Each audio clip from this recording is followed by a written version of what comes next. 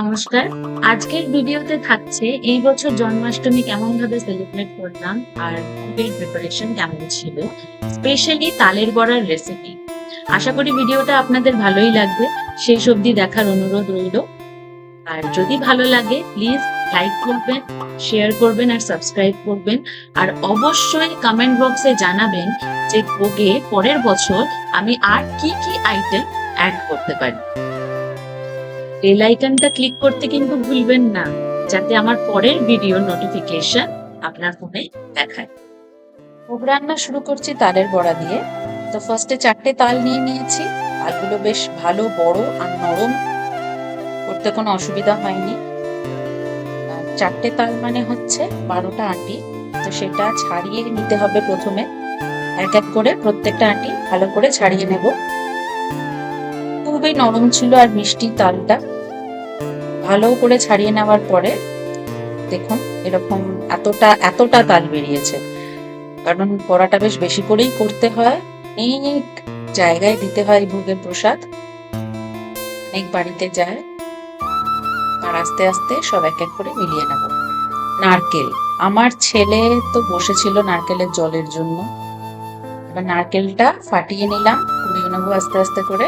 খুবই নরম ছিল নারকেলটাও, খুব একটা অসুবিধা হয়নি কোড়াতে। একদম দিতেই সঙ্গে সঙ্গে বেরিয়ে এসছে। একটা গোটা নারকেল আমার মনে হয় যে একদম ঠিক, এর থেকে বেশি হলে ভালো লাগতো না হলে। একটা গোটা নারকেল দিয়ে দেবো এবার আস্তে আস্তে করে দিয়ে নেব।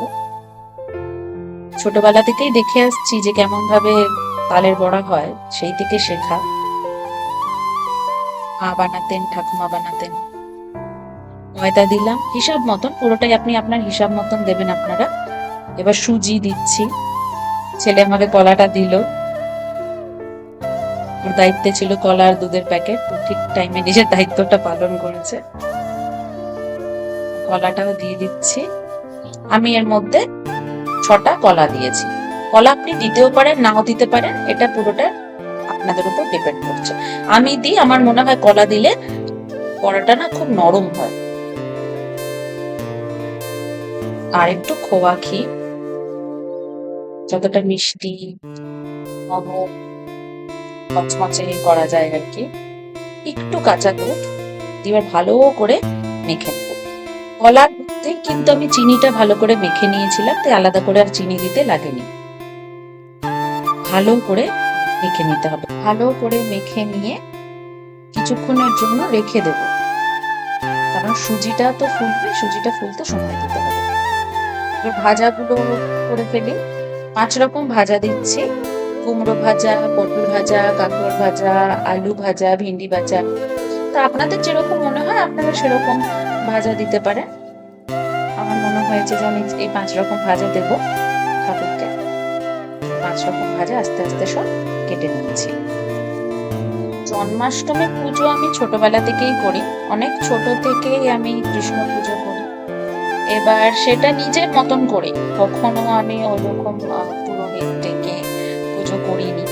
তো যতটা পেরেছি নিজেই করেছি। ছোটবেলায় নিজের হাতে দোলনা বানিয়ে দোলাতাম, এখন তো দোলনা আছে আমার কপালে। কৃষ্ণ পুজোটা একটু আলাদাই আমার কাছে, যতটা পারছি নিজে থেকে করছি। এখানে আমি কোনো নিয়ম কি করা উচিত কতটা হয়তো আমি জানি না, সেই ভুল ত্রুটি আমার থাকতে পারে, তার জন্য আমাকে ক্ষমা করে দেবেন। তা আমি মনে করি যে ভগবানকে যেরকম ভাবে আপনি ডাকুন না কেন, মন থেকে ডাকুন, ভগবান আপনার ঠিক আপনার কাছে থাকবেন।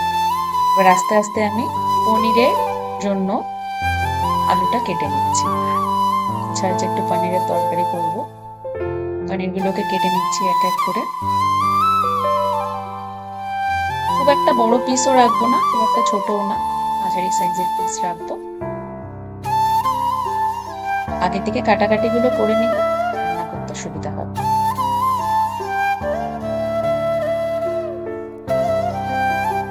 পায়েসটা আগে বসিয়ে নিলাম, কারণ এটা করতে একটু সময় লাগে, তো পায়েসটা আগে করে নিচ্ছি। আর আমি যেহেতু ইন্ডাকশনে করছি, এক এক করে করতে অনেকটা সময় লেগে যাবে। এবার একটু সুজি রান্না করবো। আগে একটু ঘি দিয়ে নিলাম, ভালো করে সুজিটাকে আগে ঘিতে ভেজে নেব। একটু যখন ব্রাউন ব্রাউন কালার হয়ে যাবে, ভাজাটা হয়ে যাবে, তখন আস্তে আস্তে জল দেব আর চিনি দেব, বাদাম আর কিশমিশ আমি ভিজিয়ে রেখেছিলাম, কাজু বাদাম আর কিশমিশ, সেটাকেও ভালো করে মিলিয়ে নেব। মিশিয়ে নিয়ে কিছুক্ষণ নাড়াচাড়া করলে সুজিটা রেডি হয়ে যায়।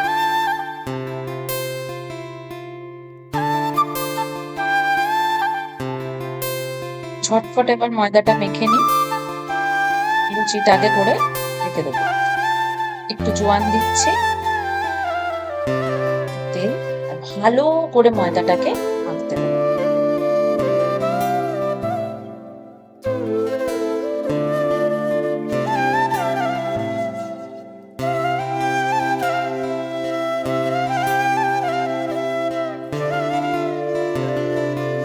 লুচিটা একটু বেশি করেই করবো।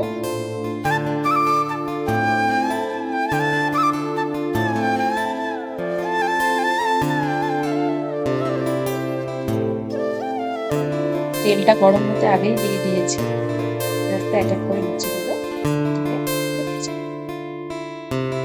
কেমন ফুলছে, বেশ ভালো লাগছে। সব সবজিগুলো এবার এক এক করে ভেজে নেব।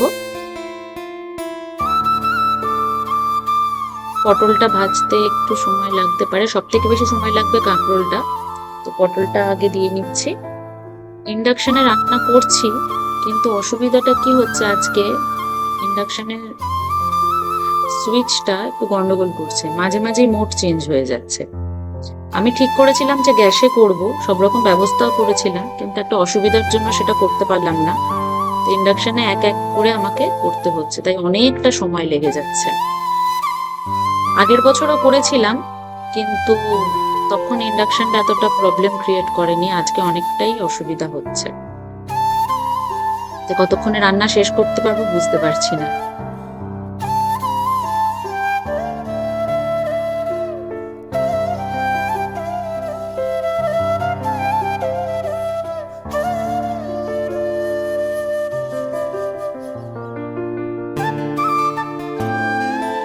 ভিন্ডি ভাজতে বেশিক্ষণ সময় লাগেনি, আর তেলটাও বেশ ভালোই গরম হয়ে গেছিল, তাই ঝটপট হয়ে গেছে। 5 রকম ভাজা আমার অলমোস্ট রেডি।